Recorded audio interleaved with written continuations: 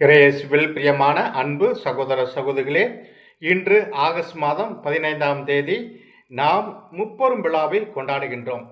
முதலிலே அன்னையானவர் விண்ணேற்பு அடைந்த நாள், அதனை நாம் கொண்டாடுகின்றோம். இரண்டாவதாக நம்முடைய நாடு சுதந்திரம் அடைந்த தினத்தை கொண்டாடுகின்றோம். மூன்றாவதாக புனித பதுவை அந்தோனியாருடைய பிறப்பு விழாவை கொண்டாடுகின்றோம். 1195ஆம் ஆண்டு போர்ச்சுகல் நாட்டிலே லிஸ்பன் நகரிலே ஆகஸ்ட் 15ஆம் தேதி அவர் பிறந்தார். முதலிலே ஆண்டவருடைய அன்னையினுடைய விண்ணேற்பு விழாவை நாம் சிந்திக்கின்ற பொழுது, அவர் இவ்வுலக வாழ்விலே மாசு மறுவின்றி அவர் விண்ணகத்திற்கு எடுத்து செல்லப்பட்டார். அன்னையின் இறப்புக்கு பிறகு அவரை அடக்கம் செய்திருக்கின்றார்கள். அப்பொழுது தோமையார் அங்கு இல்லை. தோமையார் எப்படியாவது அன்னையின் கல்லறையை பார்க்க வேண்டும் என்று ஆசைப்பட்டார். அப்பொழுது அந்த கல்லறையை தோண்டிய பொழுது அங்கு அன்னையானவரினுடைய உடல் அங்கு இல்லை. அவர் விண்ணகத்திற்கு அவருடைய உடலானது எடுத்து செல்லப்பட்டது. அதாவது இவ்வுலக வாழ்விலே வாழ்ந்த போதும், அவர் பிறந்த போதும், அவர் இறந்த போதும் எந்தவித பாவமும் இல்லாமல், மாசு இல்லாமல் அவர் விண்ணகத்திற்கு எடுத்து செல்லப்பட்டார் என்பதைத்தான் விண்ணேற்பு விழாவாக கொண்டாடுகின்றோம். ஆக இந்த விண்ணேற்பு விழா நமக்கு சொல்வது, நாமும் விண்ணகத்தை நோக்கி செல்கின்ற பயணிகள். இப்போ ஆரோக்கிய அன்னையின் திருத்தலத்துக்கு வேளாங்கண்ணிக்கு பயணமாக சென்றோம் என்றால், நடந்தோ அல்லது பஸ்ஸிலோ சென்றோம் என்றால் தேவையானதை எடுத்துக்கொள்வோம். உணவு எடுத்துக்கொள்வோம் ஒரு நாளைக்கு, அல்லது தேவையான பொருட்கள், ஆடைகள் இவையெல்லாம் எடுத்துக்கொள்வோம். அதே போல நாம் விண்ணகத்திற்கு பயணம் செய்ய நமக்கும் ஒரு சில பொருட்கள் தேவைப்படுகிறது. அதுதான் நாம் செய்யக்கூடிய நல்ல காரியங்கள், அன்பு காரியங்கள், மற்றவர்கள் மீது அக்கறை கொள்வது, மற்றவர்களுடைய துன்பத்திலே பங்கெடுப்பது, மற்றவர்களை மன்னிப்பது, மற்றவர்களை ஏற்றுக்கொள்வது, உறவுகளோடு நல்ல முறையில் இருப்பது. இதுதான் நாம் விண்ணகத்திற்கு நாம் எடுத்து செல்லக்கூடிய பொருட்களாக இருக்கின்றது. இதனை நாம் கொண்டிருக்கின்ற பொழுது நிச்சயமாக நாம் மோட்சத்துக்கு செல்ல முடியும். அன்னையைப் போல நாமும் முன்னேற்றம் அடைய முடியும். ஆண்டவரை போல நாமும் முன்னேற்றம் அடைய முடியும். அந்த மோட்சத்தில் இருக்க முடியும் என்பதைத்தான் இன்றைய இந்த விழா நமக்கு வலியுறுத்துகின்றது.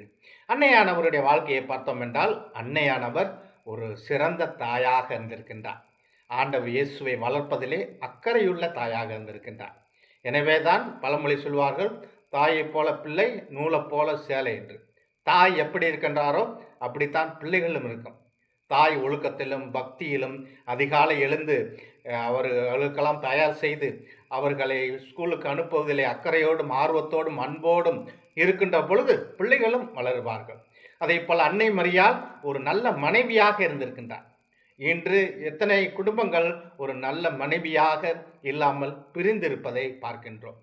அவர்களுக்கெல்லாம் ஒரு எடுத்துக்காட்டாக அன்னை மரியாள் இருக்கின்றார். ஒரு நல்ல மனைவியாக, கணவனுக்கு ஏற்றதை உகந்ததை செய்யக்கூடியவராக இருக்கின்ற பொழுது அன்னையினுடைய ஆசீர்வாதம் நிரம்ப கிடைக்கும். இரண்டாவதாக பார்த்தோம் என்றால், இன்று ஆகஸ்ட் 15 சுதந்திர தின விழாவை கொண்டாடுகின்றோம். ஆங்கிலேயரிடமிருந்து நாம் சுதந்திரத்தை பெற்றுக்கொண்டோம்.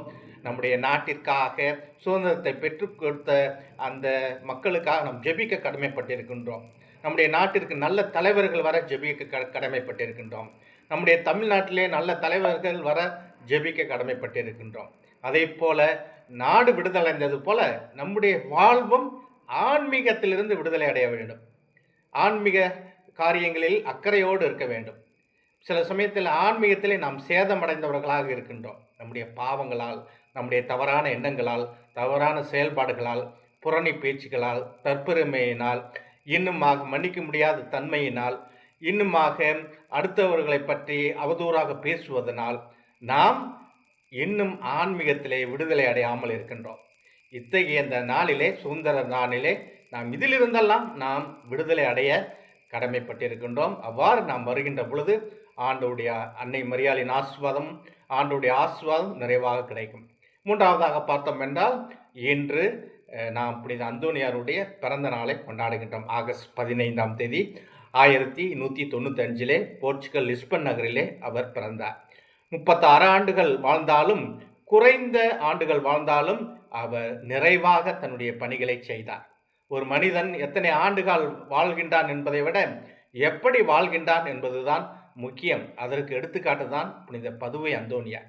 வாழ்கின்ற பொழுது ஏராளமான புதுமைகள், அவர் மரித்த பொழுதும் புதுமைகள், இன்றும் யாரெல்லாம் பல்வேறு கவலைகளோடும் பிரச்சனைகளோடும் வேதனைகளோடும் சோதனைகளோடும் குழந்தை இல்லாமல் மற்றும் கடன் பிரச்சனைகளினால் வாழ்க்கையிலே தற்கொலை செய்து கொள்ள வேண்டும் என்று எண்ணம் நினைத்தவர்களெல்லாம் புனித அந்தோணியாரை நோக்கி வருகின்ற பொழுது அவர்களுக்கு நிறைவான ஆசீர்வாதம் கிடைக்கின்றது. அவர்களுடைய குறைபாடுகள் எல்லாம் தீரப்படுகின்றன. அவர்கள் எதிர்பார்த்த எல்லா விண்ணப்பங்களும் நிறைவேறப்படுகின்றன. எனவே இந்த நாளிலே சிறப்பாக புனித அந்தோணியாரை நோக்கி நாம் ஜெபிப்போம். அந்தோணியாரை நோக்கி ஒரு 10 மணியாவது அல்லது ஒரு ஜெபமாலை ஒப்பு கொடுப்போம் நம்முடைய கருத்துக்காக. நிச்சயமாக அவருடைய இந்த பிறந்த நாளிலே அவர் நமக்கு ஆசீர்வாதங்களை பொழிவார். ஆகவே இந்த நாளிலே அன்னையின் ஆசீர்வாதமும் புனித அந்தோணியாரின் ஆசீர்வாதமும் நமக்கும் நமக்கு குடும்பத்திற்கும் நிறைவாக கிடைக்க இந்த நாளிலே மன்றாடுவோம். ஆமேன்.